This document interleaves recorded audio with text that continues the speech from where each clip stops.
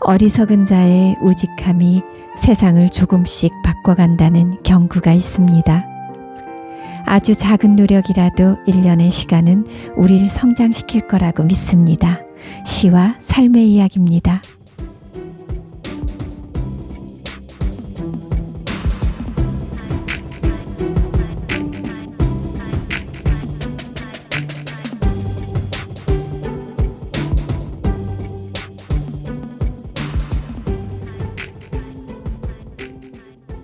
바느질하는 손, 황금찬. 자정이 넘는 시간에도 아내는 바느질을 하고 있다. 장난과 트집으로 때 묻은 어린 놈이 아내의 무릎 옆에서 잠자고 있다. 손마디가 굵은 아내의 손은 얼음처럼 차다. 한평생 살면서 위로를 모르는 내가 오늘따라 면경을 본다. 겹실을 꿰은 긴 바늘이 아내의 손끝에선 사랑이 되고 때꾸러기에 뚫어진 바지 구멍을 아내는 그 사랑으로 메우고 있다. 아내의 사랑으로 어린 놈은 크고 어린 놈이 자라면 아내는 늙는다. 내일도 날인데 그만 자지. 아내는 대답 대신 쓸쓸히 웃는다. 밤이 깊어갈수록 촉광이 밝고 촉광이 밝을수록 아내의 눈가에 잔주름이 더 많아진다.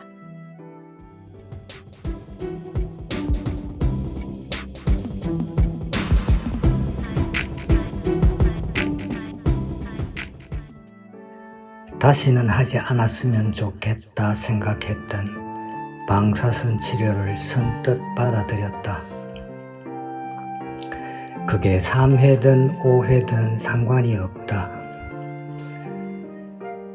주치의가 설명해 주지 않은 부작용에 대해 느끼는 두려움보다는 삶에 대한 의지의 표현이다.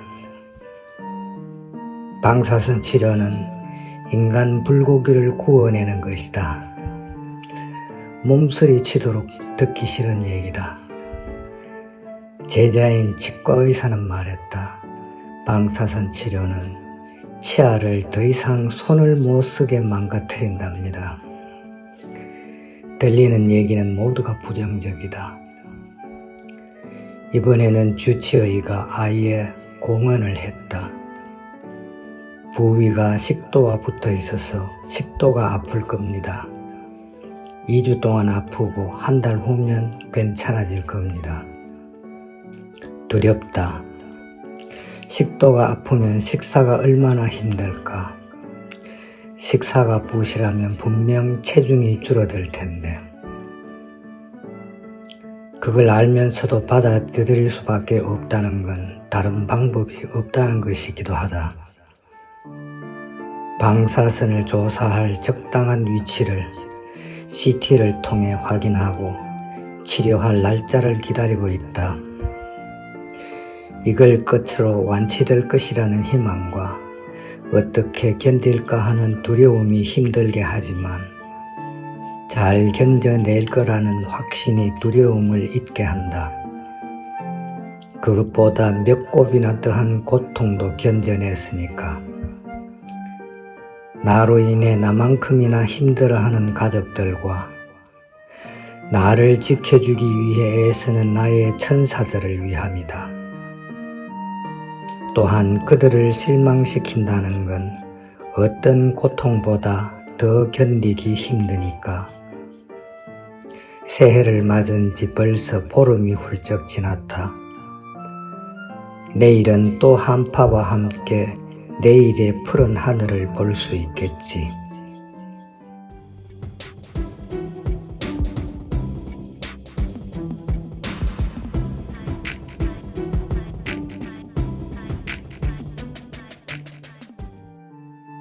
시편 16편. 믹탐, 다윗. 하느님, 저를 지켜주소서. 당신께 피신합니다. 주님께 아뢰입니다. 당신은 저의 주님, 저의 행복 당신밖에 없습니다. 이 땅에 있는 거룩한 이들과 위대한 이들에게 저의 온 마음이 쏠립니다. 다른 신들을 붙쫓는 자들의 고통이 크기에 저는 그 신들에게 피의 제사를 바치지 않으며 그 이름들을 제 입술에 올리지도 않습니다. 제가 받을 몫이며 제가 마실 잔이신 주님, 당신께서 저의 제비를 쥐고 계십니다. 저의 차지로 좋은 땅 위에 측량줄 내려지니 저의 재산에 제 마음 흐뭇합니다.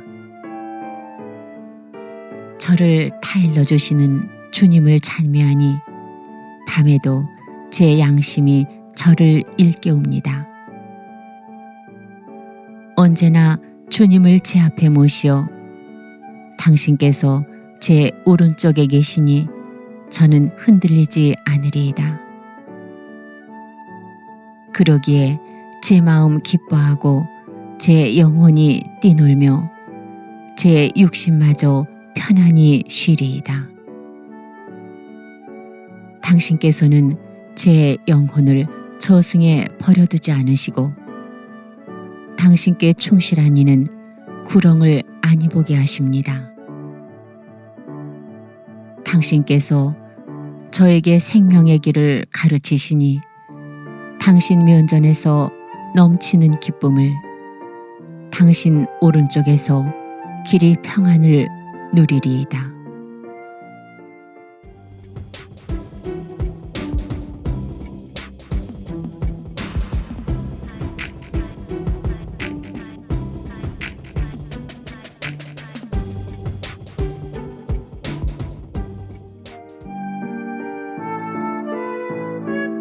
함께 해주셔서 고맙습니다. 즐거운 날들 보내세요.